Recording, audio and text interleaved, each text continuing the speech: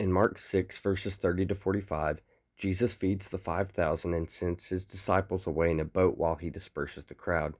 Matthew 14, verses 13 through 22 gives the same account. After that, both Gospels say the disciples were fighting the wind at sea as Jesus approaches walking on the water.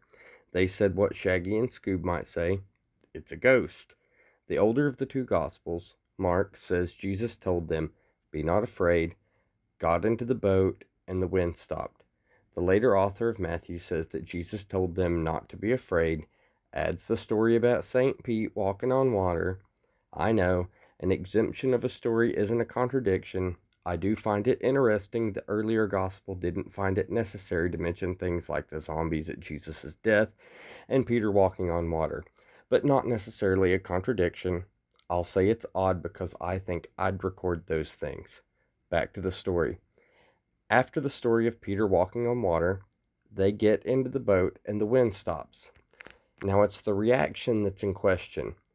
The book of Mark says, "Then he got into the boat with them, and the wind ceased, and they were utterly astounded, for they did not understand about the loaves, but their hearts were hardened," in verses 52 and 53.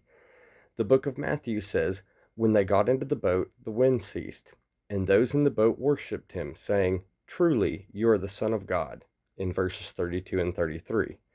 The oldest gospel we have says, "They were astounded, they didn't understand the loaves, and they hardened their hearts." The later gospel adds the story of Peter, says they worshipped him and called him the Son of God.